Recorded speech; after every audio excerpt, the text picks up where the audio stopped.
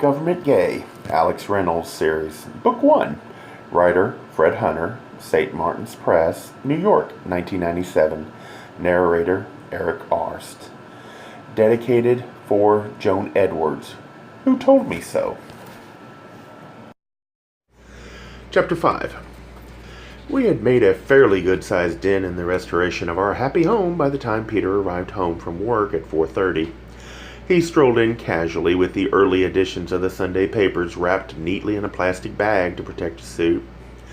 He stopped in his tracks when he saw the remainder of the mess, to say the least. Peter didn't look like the news. We decided to leave the rest of the mess for tomorrow and settled around the kitchen table with a pitcher of iced tea and the papers. While Mother determinedly paged through Section 1 of the Tribune, Peter absently thumbed through the art section.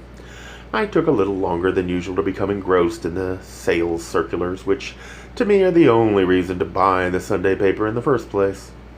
When I was finished browsing, having found nothing of interest, I turned to the Sun-Times and started to flip through, half wondering if I'd find any mention of a Russian disappearing in Chicago. The only thing close was an item about a kidnapped American being returned to Russia. I was halfway through the paper when an item arrested my attention. It was a notice of a murder. A man with no identification had been found stabbed to death behind Charlene's on Wells early that morning.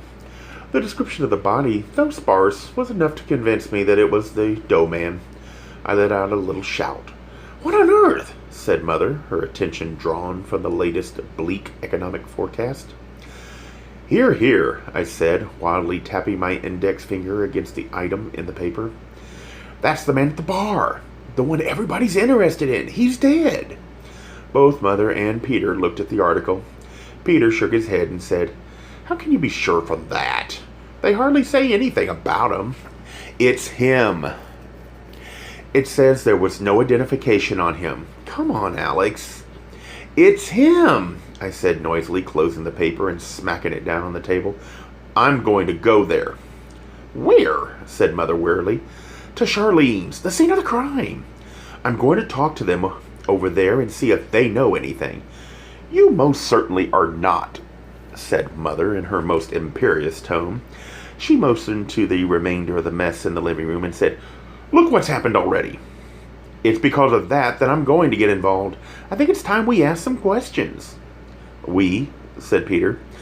"Well, you and me," I said somewhat sheepishly. When I'd jumped up and decided to take the initiative, I'd automatically assumed that I wouldn't be taking it alone. Peter looked at me for a moment, then, with those soulful green eyes, scrutinizing me as if he hadn't already memorized a lot of me already. Then he said, "All right." "Are you daft?" said Mother, finally realizing we were serious. "I mean it, Mother. I'm tired of being in the dark. I want to find out what it is I've gotten us involved in." Mother looked from me to Peter, then back again, her face a mask of stoicism that was impossible to read. After a moment, she took a sip of tea, of lemon, clinging precariously to the rim of her sweating glass, then set it down. "All right, go ahead," she said simply. I really didn't like the look in her eyes. It gave me pause, literally. I hesitated, then said, "We're just gonna go and talk to Ernie, the bartender. He might have seen something." "Uh-huh," said Mother without any facial expression whatsoever. "I can't see that it will get us into any trouble." "Mm-hmm." I hesitated again. "Really?" "Mm-hmm." "We should be back soon. We won't be gone long." She turned back to the newspaper without another sound. "What will you do while we're gone?" I asked wearily. "This and that," she replied without looking up. Good God, we're in for it now, I thought. We arrived at Charlene's before it had opened for the evening. I knocked on the door to no response, then I pounded on it. After a couple of minutes, when we had all but decided that nobody was home, yet Ernie, the bartender's moon face, appeared in the diamond-shaped window, in the door like a bouncer in a speakeasy. If I'd been in a better mood, I'd have said, "Joe sent me." "We're not open yet, Alex. he bellowed through the door. "We need to talk to you." "We're not open yet," he said again, and he raised his wrist to the window and tapped on his watch as if that told me something. "Ernie, we need to talk to you." He grimaced and disappeared from view. I thought he'd just left us there, but suddenly we heard the lock snap and the door swung open. Ernie has a very round head on which he sports a buzz cut, which may be fashionable on our kind, but with his girth, makes him look like a Curly of the Three Stooges. I'm sure Ernie is not his real name, or at least not his original name. I think he changed it to Ernie because he thought it was more suitable for a bartender. No matter what kind of bar one might be serving in, but it couldn't have originally been Ernie, because no self-respecting gay person who had been unfortunate enough to have been saddled with that moniker would have left it unchanged. He stood to one side as we stepped through and closed the door behind us with a bang, then re-snapped the locks. There was something kind of discouraging about leaving the still bright early evening sunlight for the relative darkness of the bar. To me, an empty bar is sort of like an empty church, only not as ominous. They're equally quiet, equally hollow, and depending on the layout, equally dark. Instead of the eardrum shattering 70s music of the night before, the Manhattan transfer was purring coolly and quietly from the speakers. Ernie preceded us to the bar, crossing behind it as we took stools. On his left ear, he wore a large gold loop that glinted in the harsh work lights. The lights made the room seem a sort of bright black behind the bar. Ernie plunged his hands into the murky water that filled one section of a large triple sink, apparently going back the chore that we'd interrupted, washing some bar glasses that for some unexplained reason had been left from the night before. "What do you want?" he asked, making no attempt to hide his displeasure at being interrupted. "Well," I said with a glance at Peter, "I wanted to ask you about that guy they found out back this morning." He stopped and looked at me hard through his pudgy eyes. "Oh, Jesus Christ. I spent the whole goddamn morning with the police, don't you know? Asking me about the same goddamn thing as if just because the stupid fuck was found back there, I know something about it." "Well, do you?" He slapped the glass he'd been rinsing down on the counter and started on another one. The clean glass slid about 6 inches on its ring of water before coming to a stop. "No. For Christ's sake, just because he was found out back doesn't mean he was in here." "But he was," I blurted out. Ernie stopped again, his gold loop swinging for a moment after he'd ceased to move. "How do you know that?" he asked, his eyes getting even harder. I didn't like being looked at that way. I'd seen Ernie several times over the years, enough for him to know my name and me to know his, but I don't think I'd ever given him any consideration until then. I had heard that his taste ran to young men, not illegally young, mind you, but young enough not to have burned off their first layer of fuzz. I don't find him at all attractive, so I can't for the life of me imagine why a strapling youth would, but that wouldn't stop him from lusting after them and looking at him. Now, his hard eyes boring into me, I could imagine that his taste might run towards someone over which he could wield power, even if that power was only age. "How do you know that?" he asked again, since I hadn't replied. "I was here, Ernie. You saw me." He smiled. "No, I didn't." My brows twitched, and I said, "Of course you did. I sat right here. I had 3 beers." "I didn't see you," he repeated as he went back to washing the glasses. "But you talked to me." Ernie didn't respond again. Peter said, "I don't think Ernie sees anybody that comes in here, do you?" He addressed the last 2 words directly to Ernie. Ernie smiled more broadly. "I don't know what it is. I have this really bad time remembering who's been in here and who hasn't." "Good for you," said Peter. "Would someone fill me in?" I said. After all, I was the one who was taking up the investigation, and it was definitely irritating to have everybody else but me seem to know what was going on. "I think in a better world," Peter replied, "Ernie's memory would greatly improve." "You got that right," said Ernie with a laugh that sounded like the bark of a German shepherd. "Should I leave you two alone?" I said petulantly.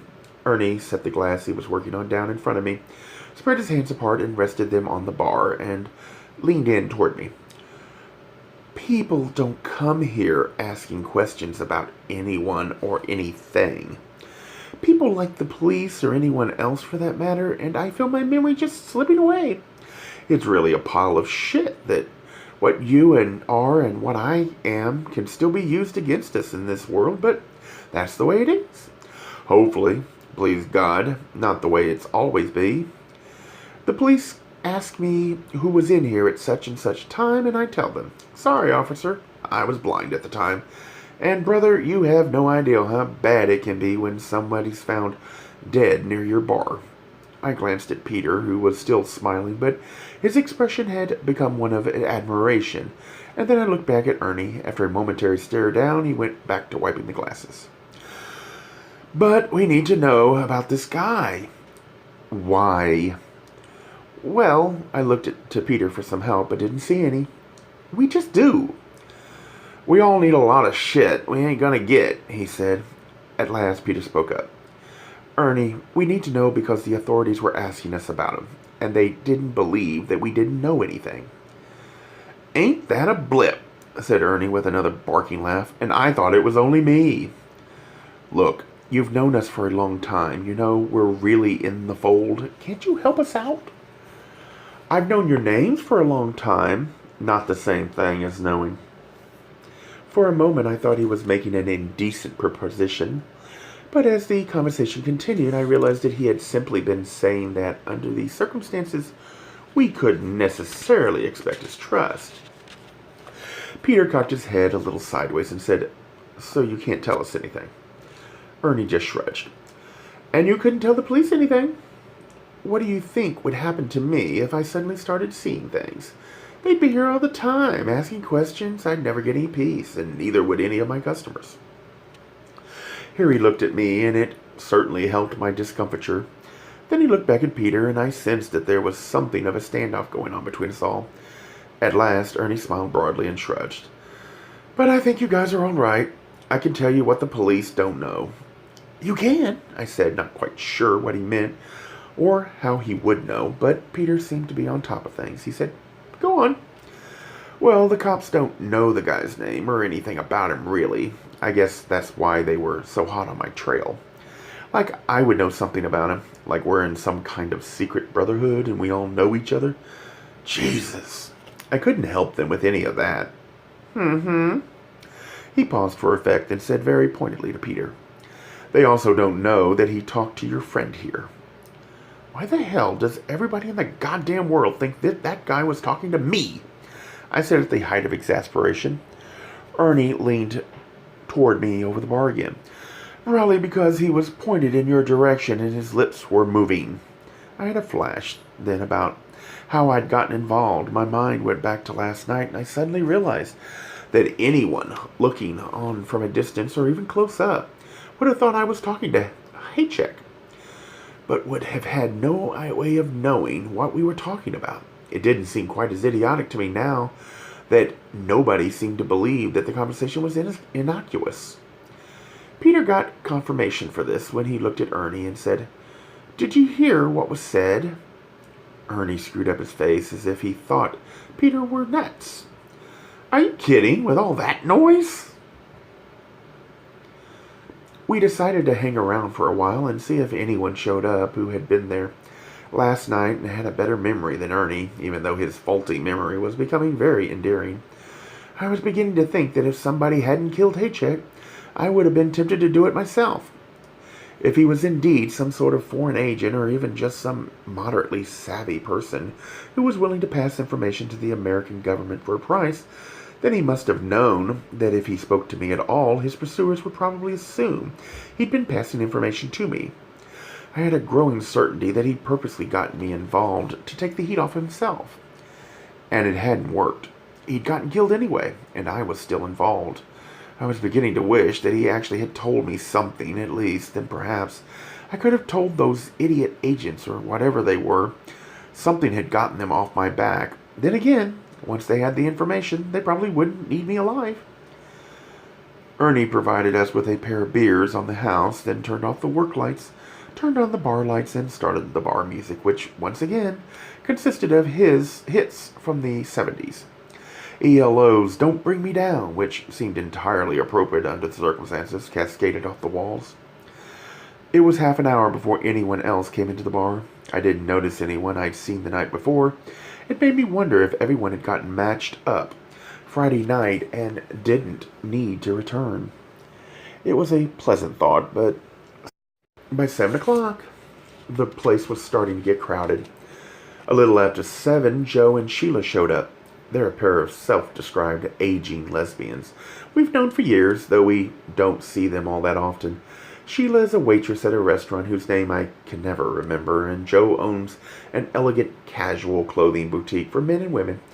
She'd been very nervous about opening it, but as so often happens, the gay community sort of rallied around her, and over the past couple of years, she'd built up a pretty healthy business that catered to both gay and straight clientele. The two women stood at the bar for a few minutes and soaked up a little of the festival ambiance. Then they noticed us and plunked themselves down at our table with a couple of beers. "You look interesting," said Joe, pointing to my lip. "I had a little run-in in the John," I replied. Joe's blonde eyebrows went up. "Really? I thought you gave up that sort of thing when you discovered your little Peter." This was just like Joe.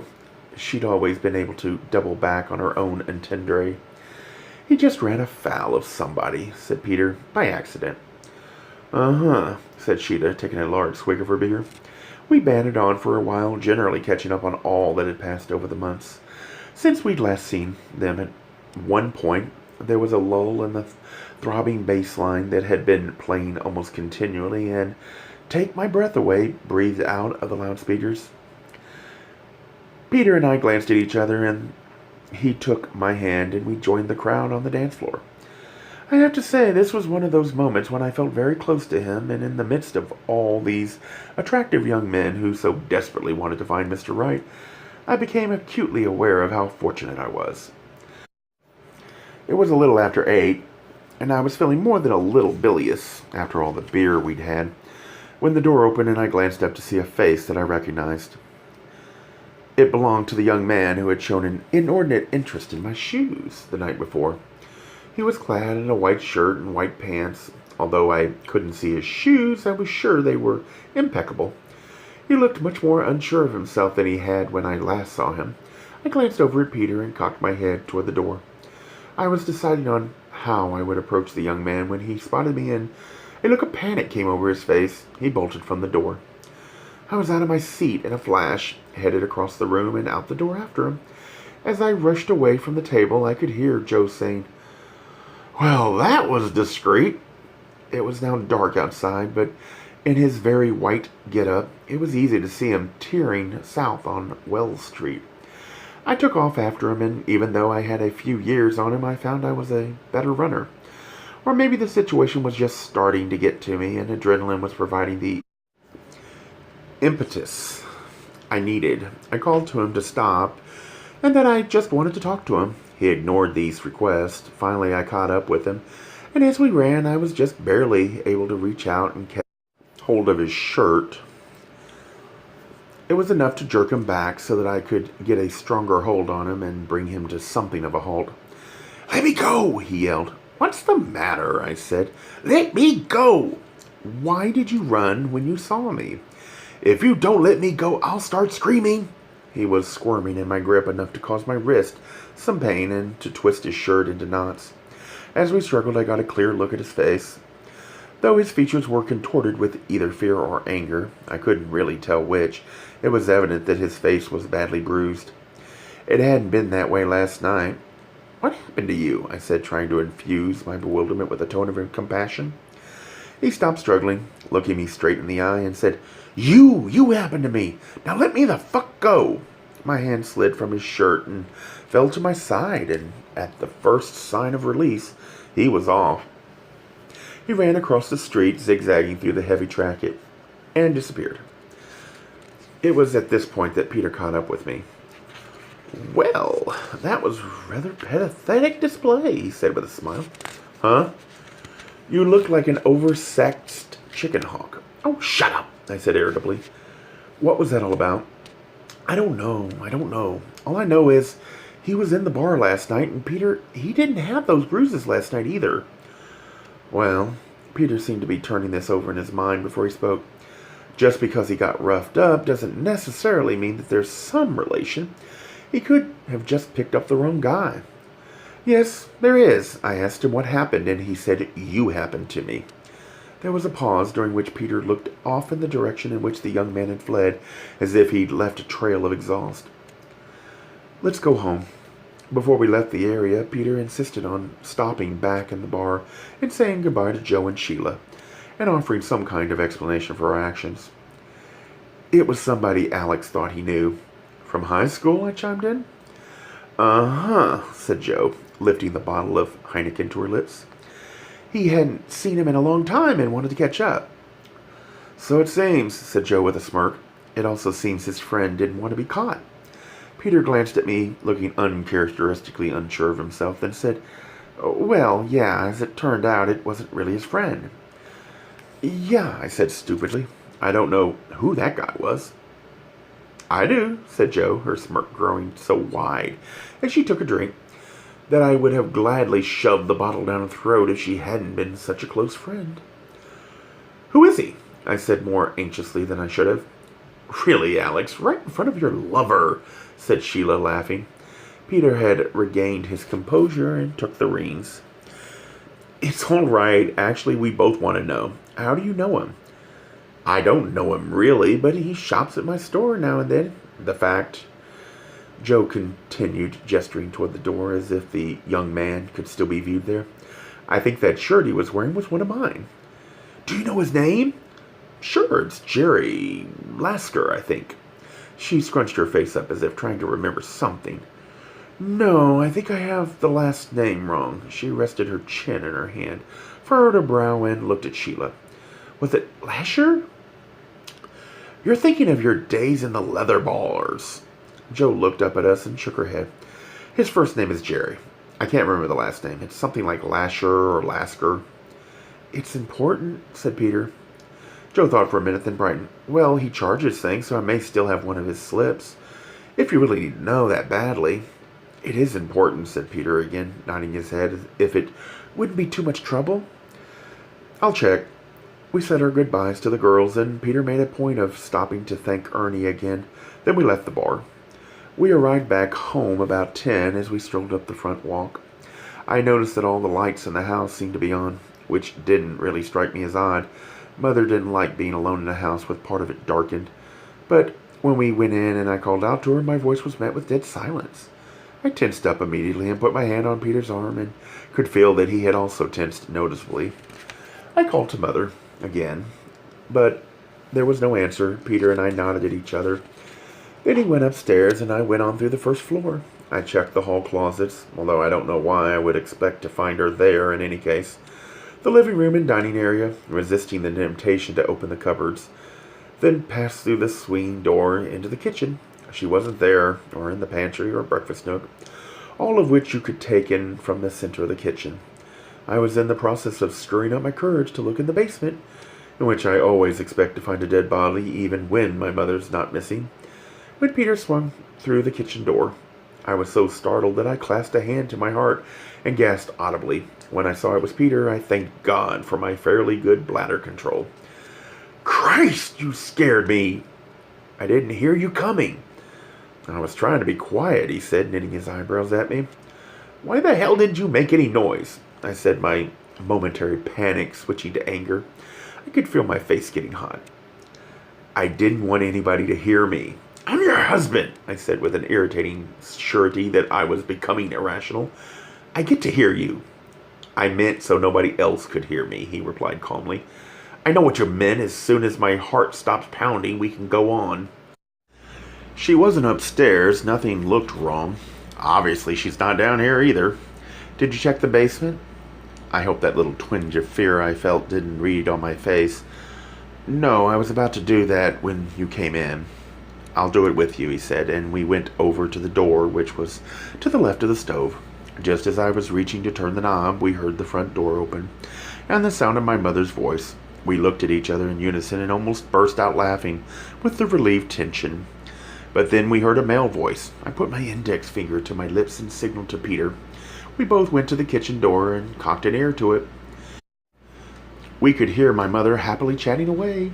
Peter said quietly, "Well, she's all right," and reached up to push through the kitchen door, but I stayed his hand. "She's brought a man home," I said, my ear still into the door. "Oh, don't be such a Puritan, Alex. Your mother's still young." "Shh!" "Would you like something to drink?" said Mother rather jauntily. We heard a slightly muffled male voice that both Peter and I seemed to recognize at once. "It's Frank," said Peter, raising his hand as if to push through the kitchen door. "Wait," I said. "Why? Frank's not going to care if we pass through the room, for Pete's sake." "Mother may mind," I said. There were more muffled sounds from the living room that sounded suspiciously like nuzzling to me. "They're kissing," said Peter. I glared at him and said, "This is the second time today I've listened to the two of them through the kitchen door. I'm beginning to feel like the under-house parlor maid." I would have found the situation perfectly embarrassing were it not for the gentle smirk on Peter's face, which let me know that whatever we were doing, it was not as serious as I might have thought it was. "They're coming into the dining room," said Peter. "Now, Frank, I think we'll be better off in here." I was comfortable on the couch. "I wasn't," she said playfully. "Now just sit at the table and I'll get you a drink." "All right," said Frank. "Look, dear," Mother continued to the sound of shuffling chairs and seats being taken. "I told you when I called that I wanted to get together as friends, so you'd know I was sincere about what I said to you this afternoon." "Uh-huh," said Frank. "Honestly, as I said, just because our relationship has changed doesn't mean that we can't be friends." "I'm going to vomit," I whispered. "Do you think we can do that, Frank?" The chair creaked in such a way that he must have leaned back on it, and he said, "Well, all right, friends it is." He sounded as if he was trying to sound happy about it. He wasn't succeeding. "What would you like to drink?" "Scotch, neat," he replied, then added in a curiously forlorn tone, "As you well know."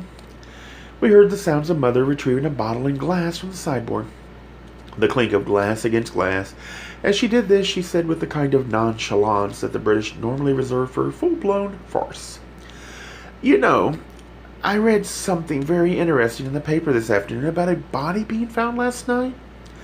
My mouth dropped open a few inches, and Peter's hand flew up to his mouth to stifle a laugh and nearly didn't make it. His eyes gleamed in my direction, and he said softly, "Only your mother." "Which body?" Frank asked. "Oh," said Mother, slightly flustered. "The one found in an alley?" There was a pause, and Frank said, "Why are you interested?" She gave a genteel little laugh. "Because it was in this area." There was another pause, during which I could only imagine the look on Frank's face. "This wouldn't be the man found behind the bar. A certain kind of bar?" "Well, Charlene's. Well..." Frank pressed into her like a prosecuting attorney. "When I talked to you this afternoon, you said that Alex was attacked in a gay bar. Would that bar happen to have been Charlene's?" "Well, as a matter of fact, it was, and that's why I'm so concerned. You know, Alex has been to that bar, and I'm very worried about him being at a place where they find dead bodies." She paused for a moment, then added, "It's a mother's concern." At this point, Peter was almost consumed with laughter, but my anxiety level was about to go through the roof. I could feel myself being led away in chains. There was an even longer silence before Frank said with utmost seriousness, "Jean, do you think there's any relation between Alex having been at that bar last night and the body being found?" "No, of course not. There's no question about Alex being involved." "I would hate to think he's somehow connected with that." No. My interest is purely motherly. I'm just worried about the type of places my son goes." Frank continued in that serious tone. "Do you think, or know, that the dead man was one of the thugs that accosted Alex?" "No, I'm sure he wasn't one of them." "How can you be so sure?" "I'm a mother." "We're going to jail," I said to Peter. "I know it. We're all going to jail." "Jean, We haven't been able to identify the man that was stabbed behind the bar. You wouldn't happen to know who he was?" "No, of course not," said Mother, her tone anything but confidence-inspiring. It didn't escape me that this was probably the first time in our lives that we knew something the police didn't. It also didn't escape me that this was the first time we'd ever lied to the police, even if it was Frank. "And the two men, the ones that attacked Alex, neither of you know who they were or what they wanted?" "No," said Mother more slowly, "of course not. How can you think that? You want me to believe that it's just a coincidence that Alex was attacked in a bar where someone was found killed and then your house was broken into?" There was a shrug in Mother's voice when she said, "We've really had very bad luck lately." "Maybe I should talk to Alex," he said abruptly. I stifled a gasp that I'm sure would have been heard in the next county, let alone the next room. Mother didn't respond. There was a brief silence, then Frank said warmly, "Jean, if you're in any trouble, you know you can come to me, don't you? No matter what it is, even if we're just friends?" "Of course," said Mother sweetly, "and don't think I don't appreciate it." Peter put his finger to his lips and motioned to the back door. I furrowed my brow, not getting what he wanted, but he gently took my arm, and we quietly made our way to the back door. Peter pulled his keys out of his pockets, grabbed the doorknob and rattled it, then pulled open the door, jangling his keys with the other hand. He nudged me with his elbow. I said, "Oh," and then called out, "Mother, we're home." Mother and Frank had risen before we reached the dining area, and Frank was looking at her as if he thought that given enough time alone with her, he would have been able to get the truth out of her. He would have been disappointed. He muttered something about how he'd been about to leave anyway, and Mother ushered him apologetically to the front door, where she gave him a peck on the cheek before closing the door after him. The scene had been befuddled and clumsy, and was rather painful to witness. Mother paused by the door with her back to us for a moment, then turned to us and said, "How much did you hear?" "What?" I said. Peter laughed. "I told you if you wanted to be discreet, you should keep your big feet from the bottom of the door. Now, how much did you hear?" "Enough to know you should be ashamed of yourself," I countered. "I beg your pardon. Acting like an overaged Matahari." Mother bristled. "Oversexed, perhaps, not overaged." "How can you do that? You said repeatedly that you're through with Frank. How can you go out with him just to get information? You're using him." Her eyes narrowed. "Oh, yes. Artless I am. I'm a vixen. I use men up, drain them dry, then spew them out like so much rubbish. I always know I'm in trouble when she starts dropping her H's. I never thought I'd see the day when my own son would be accusing me of using a man." "Well, you are using him," I blustered. "I'm only using him a little," she said with finality. "And besides, what I said to him was true. I do want us to be friends, but I also wanted information. What I was really hoping was that they'd found out the government was involved, and then we could have told him everything. And instead, you have him thinking I'm mixed up in it somehow." Mother paused a moment, then said, "Yes, that was unfortunate, wasn't it?" I sighed. "Cheer up, darling," she said, waving it off. "I'm sure he doesn't think you're really involved in that man's death. It was just that you were at the bar last night. Speaking of which, did the two of you find out anything tonight?" Peter answered, "Well, the one thing we found out is that the police don't know that Alex was seen talking to the dead man. In fact, they don't really know anything." "That's all? There was nothing else?" "No, but we had a brief encounter with a battered youth that Alex spoke with last night." Mother turned her questioning glance at me. "He wasn't battered when I saw him," I said, "but something happened to him last night. We have to find him and find out what it was." "Why? What difference does it make?" "Because," I started, then stopped. I suddenly had one of those guilty rushes you sometimes have when you realize that you accidentally did something to hurt someone else. Although even as this feeling came to the surface, I knew it was irrational, since all I'd really done to him was offer him a gentle rebuff. Then again, all I'd done to Victor Haycheck was offer a gentle rebuff, and he was now dead. "Alex," said Mother, her brow furrowing with concern, "because he said whatever it was that happened to him, I caused it." Mother scrutinized my face for a moment, then said, "How is that possible?" I don't know. I don't know what the hell was going on in that bar last night, but somehow my presence there seemed to have affected people, and we've got to figure it out. Can we find him? Said Mother. Oh, yes, said Peter. The Dyke Underground is working on identifying him. The what? Said Mother, but her face amused and puzzled. He explained, Joe and Sheila, you remember them? They think they know how, and they're trying to figure out who he is. I'd put my money on them, I said. Mother thought for a moment, then sighed. Maybe we really should just call this Mr. Martin fellow and let him handle it. I don't know, said Peter, shaking his head. I don't like it that the police don't know he's involved. I feel like we're withholding information from everyone. There's one thing I don't understand, I said. Only the one, said Mother Riley. Well, Haycheck was killed last night. Why didn't Martin know that he only said Haycheck was missing? Peter shrugged and said, maybe he didn't know. Oh, come on. Maybe he didn't want you to know. Maybe he thought it would scare you. If that is what he was thinking, he was right. Then another thought occurred to me. But wait a minute. If Haycheck was killed behind the bar, it must have happened right when he left.